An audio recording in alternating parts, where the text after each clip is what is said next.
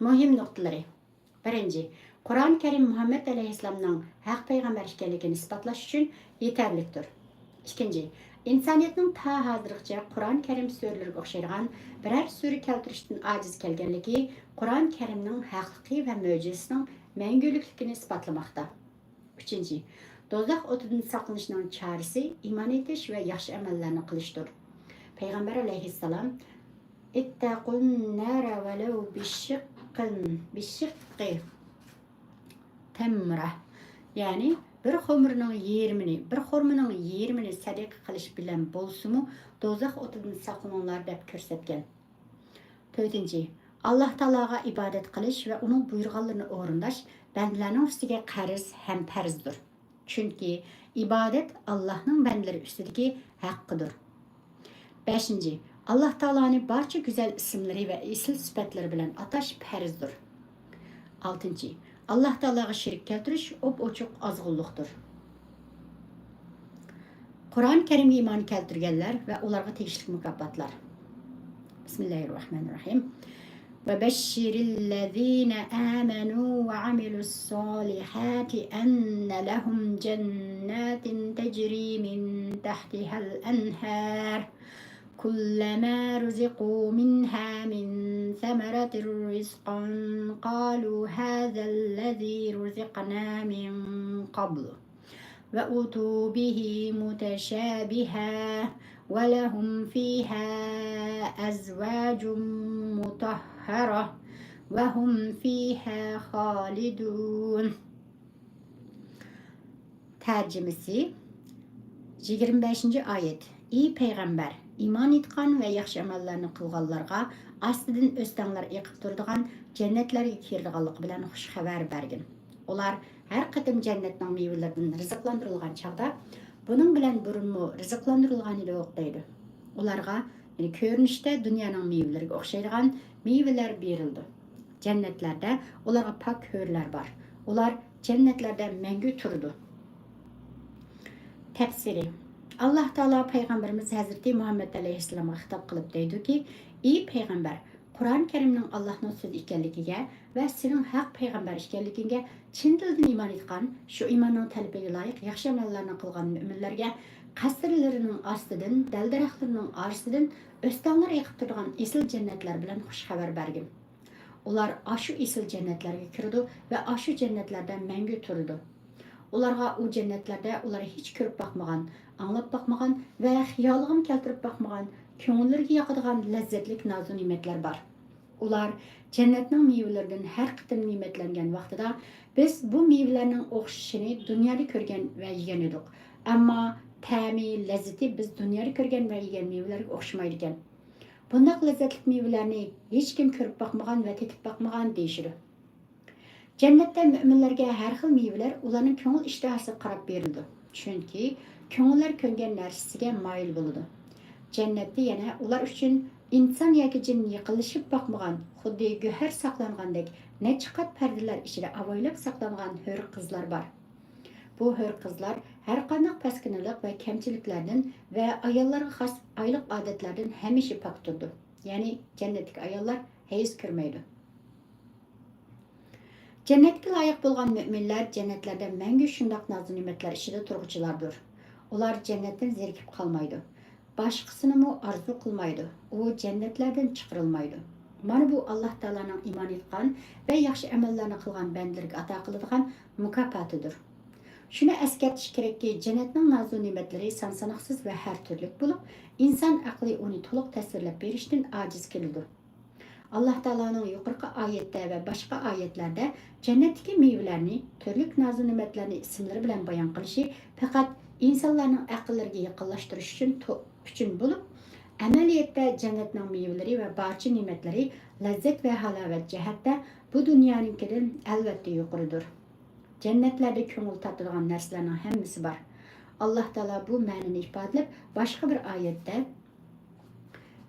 va fiha ma tashtahihi anfusu va talazzul a'yun va antum fiha xolidun. Ya'ni jannatda ko'ngillar tortadigan, ko'zlar lazzatlanadigan narsalar bor. Ularga deyiladi-ki, sizlar bu jannatda mangu tursizlar degan. Muhim nuqtalari. İman bilan yaxshi amalning mukofoti jannatdir. İman bilan yaxshi amal dunyo va oxiratlik baxt saodatning kafolatidir. Ikkinchi, jannat kirganlar u joyda mangu turadi. Jannatning ne'matlarini bu dunyoning ne'matlariga silishtirg'ili bo'lmaydi. Qur'on Karimdagi misollar va kishilarning mavqesi. Bismillahirrohmanirrohim. إن الله لا يستحي أن يضرب مثلا ما بعوضة فما فوقها فأما الذين آمنوا فيعلمون أنه الحق من ربهم وأما الذين كفروا فيقولون ماذا أراد الله بهذا مثلا يضل به كثيرا ويهدي به كثيرا وما يضل به إلا الفاسقين الذين ينقضون عهد الله من بعد ميثاقه ويقطعون ما أمر الله به أن يوصل ويفسدون في الأرض أولئك هم الخاسرون. Tercümesi 26. ayet. Şəksizki Allah həqiqətni bayan qilish üçün paşa və onundan kiçik nərsələrini misal qılıb keltirishdən tartınıb qalmaydı. İman etqanlar onu Rəbbi tərəfindən gələn həqiqət deyə bilirdi. Küfrdə çiң turub alğanlar bolsa, Allah bu nərsələrini misal qılıb keltirishdən niməni iradə qılğandı deydi. Allah bu misal bilan nurg'un kishilarni azdırdı və nurg'un kishilarni hidoyat qildi. Bu misal bilan faqat fasiqlarni azdırdı. 27. ayet. O fasiqlar Allah'a müstehkem vədə bergəndən keyin vədisini buzadigan, Allah davamlaşdırışqa buyurgan nərsini, yəni Allah bilan özü o'tirsidagi munosabatni, tuqqanchilik və diniy qarindoshlik rishtasini uzib qo'yadigan və yer yuzida buzg'unchilik qiladigan kishilardir. Ana shular ziyon tartquchilardir. Elhamdülillah. Bugunlik vazifa tugadi.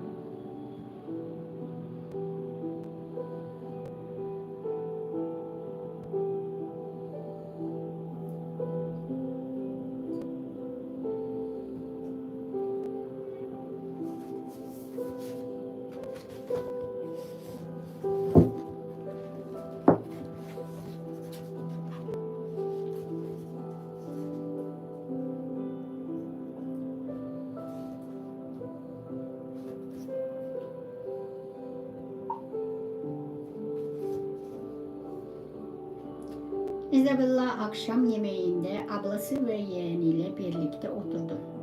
Fazla sulu çorbayı içip önceki günden kalan ekmeği yerken söyleyecek bir şeyler aradı ama aklına bir şey gelmedi. Bunu fark etmemiş gibi görünen Sofya ise arka arkaya hikayeler anlatmaya devam etti. Isabella gergin bir şekilde ayağıyla tempo tutuyor.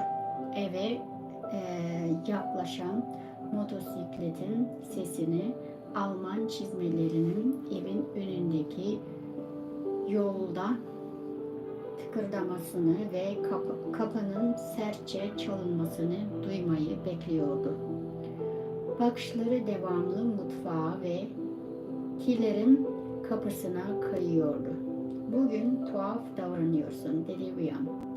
Isabella ablasının yorumunu duymamış gibi davrandı.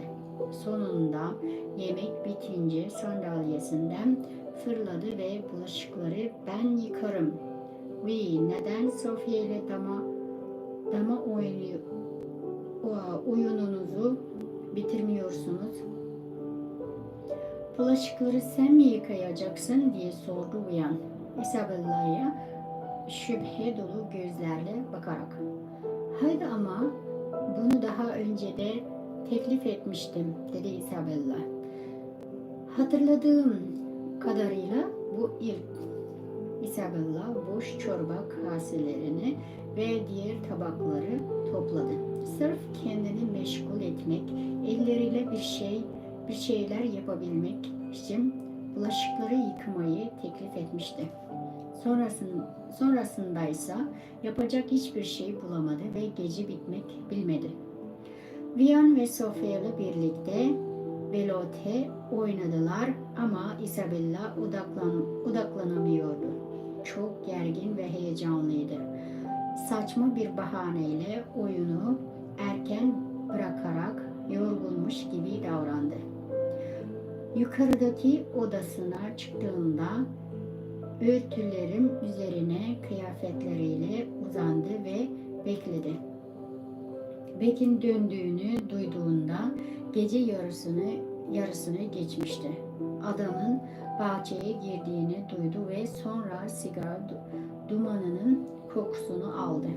Beck sigarasını bitirince eve girdi. Çizmeleriyle etrafta dolaştı ve saat 1'de ortalık tekrar sessizliğe gömüldü. Isabella beklemeye devam etti. Sabaha karşı saat 4'te yataktan çıktı ve gabardin kumaştan siyah bir kazak ile ekose tweed bir etek giydi. Yazlık ceketinin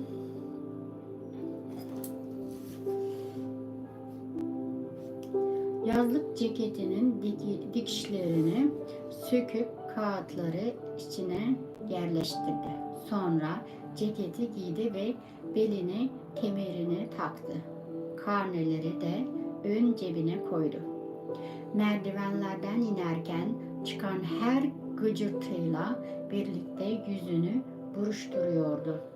Ön kapıya ulaşması çok zamanını almıştı ama sonunda kapıyı sessizce açtı ve arkasından kapattı. Şafak sökerken hava soğuk ve karanlıktı. Bir yerlerde bir kuş öttü. Muhtemelen kapının açılmasıyla uykusu bölünmüştü. Isabella güllerin kokusunu içine çekti ve o anda her şeyin ne kadar da sıradan göründüğünü düşündü. Bu noktadan sonra geri dönüş yoktu. Hala kırık olan kapıya doğru yürüdü.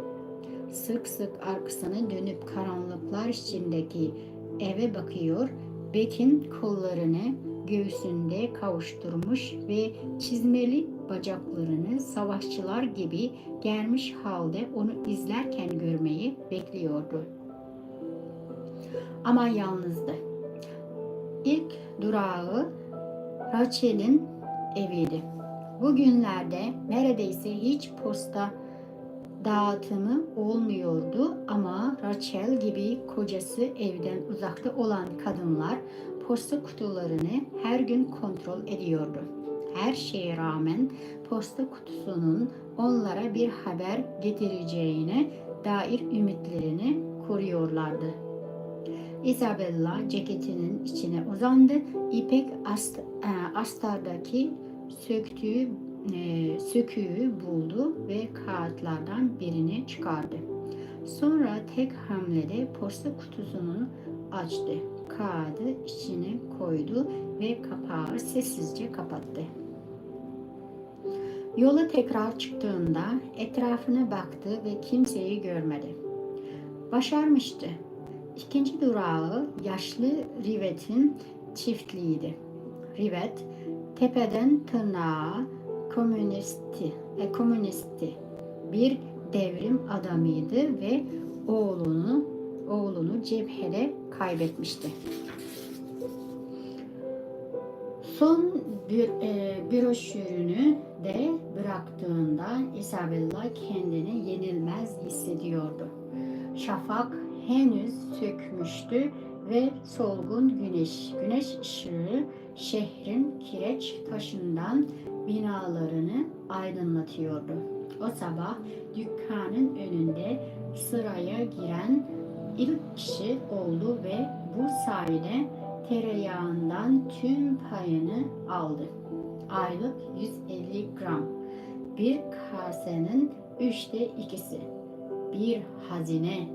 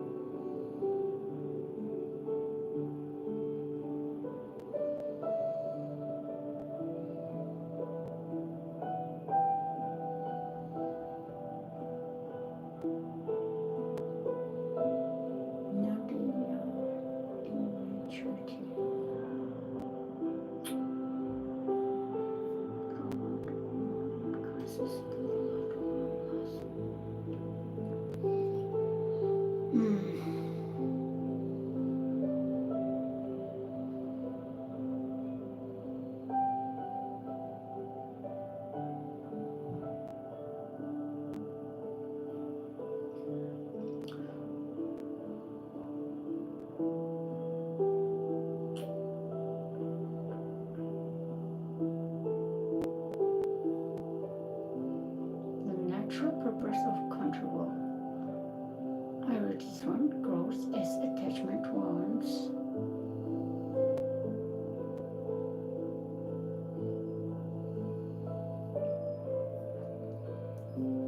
Ne okumuştum ki? The false independence of the peer-oriented child. Okay. The false independence of the peer-oriented child. Yes. Okay.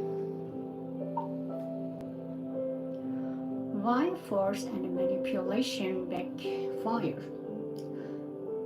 It is instinctive when experiencing insufficient power for the task at hand. Whether it is moving a rock or moving a child, to look for some leverage. Parental efforts to gain leverage generally take two forms: bribery or coercion. If a simple direction such as "I'd like you to set the doesn't do, we may add an incentive. For example, if you set the table for me, I will let you have your favorite dessert. Or if it isn't enough to remind the child that it is time to do homework, we may threaten to withdraw some privilege. Or we may add a coercive tone to our voice or assume a more authoritarian demeanor. The search for leverage is never ending.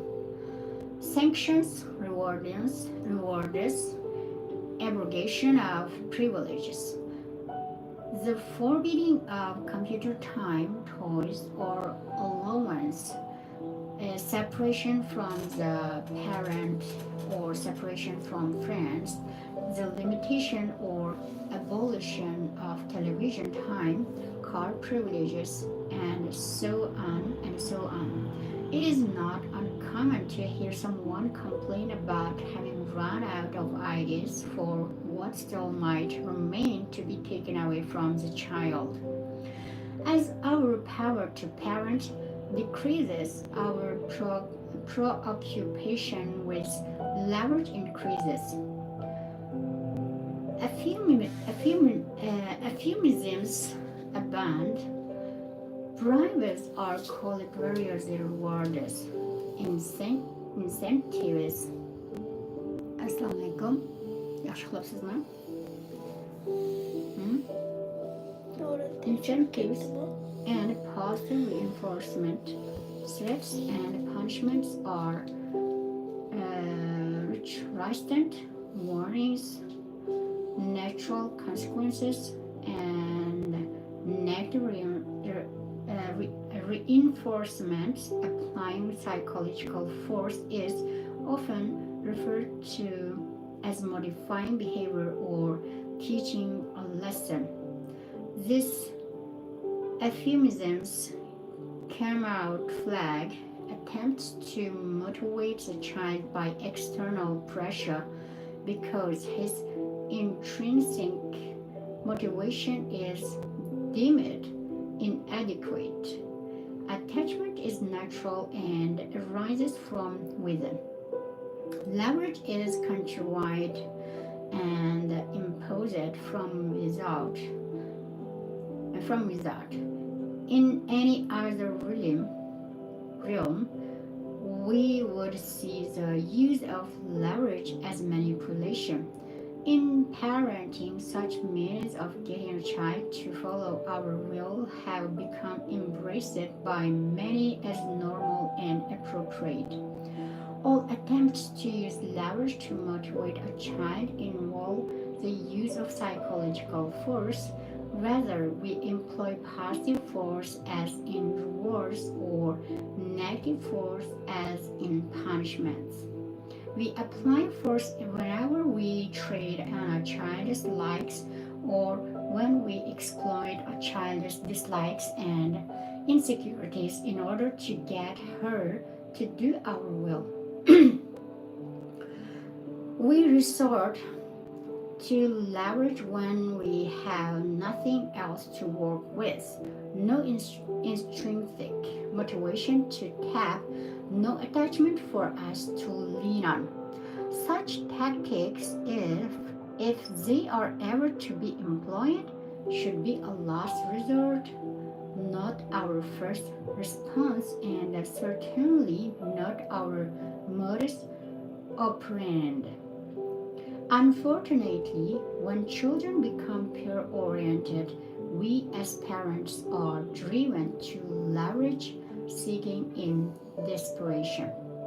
Manipulation, whether in the form of rewards or punishments, may succeed in getting the child to comply temporarily, but we cannot by this method make the desired behavior become part of anyone's intrinsic personality.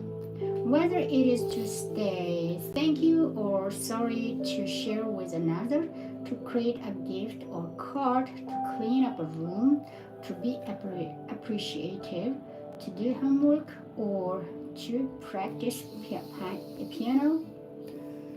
The more the behavior has been corset, the less likely it is to occur voluntarily. And the less the behavior occurs spontaneously, the more inclined parents and teachers are to contrive some leverage. This begins a spiraling cycle of force and control that necessitates the use of more and more leverage. The true power has a base for parenting is eroded. Plenty of evidence both in the laboratory and in real life attests to the power of control to sabotage shallow behavioral goals pursued by means of psychological force or manipulation. One particular experiment involved preschool children who loved playing with magic markers. These children were divided into various groups. One group was promised an attractive certificate if they used the markers. One group was not promised anything but was rewarded for using the markers with the same certificate. One group was neither promised nor given a reward. When tested several weeks later, but without any rewards being mentioned, two groups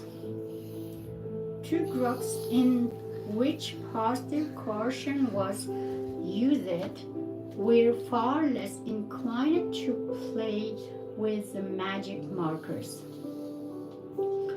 The control instinct ensured that the use of force would backfire.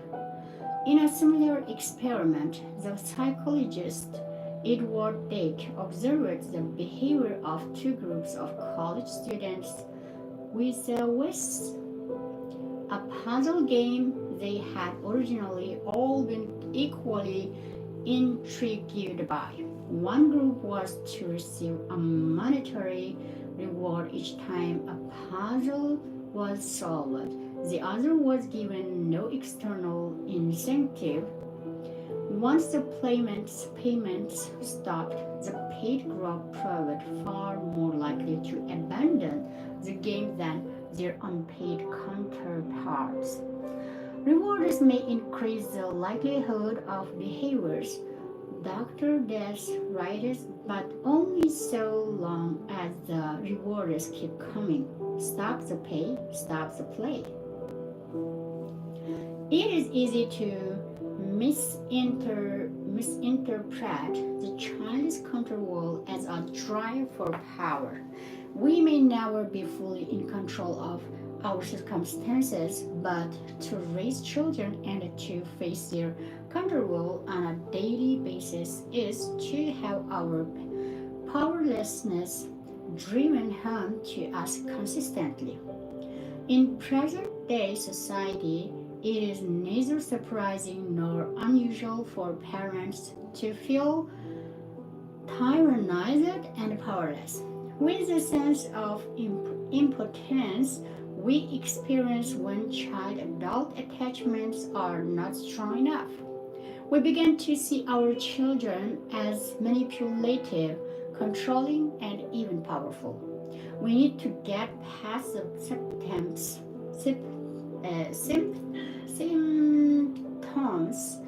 If all we perceive is the resistance or the insolence, we will respond with anger, frustration, and force. We must see that the child is only reaching instinctively whenever he feels he is being pushed and pulled. beyond the control, we need to recognize the weekend attachment. The defiance is not the essence of the problem. The root, the root cause is the peer orientation that makes control backfire on adults and robs it of its natural purpose. As we will discuss in part 4, the best response to a child's control is a stronger parental relationship and a less reliance on force. One child, a psychiatrist went so far as to write a book entitled The Omnipotent Child. He was referring to toddlers' battle of wills. The sad part about this is that the child loses the parent she desperately needs. Our resistance only multiplies the child's demands and erodes the attachment relationships that is our best and only hope.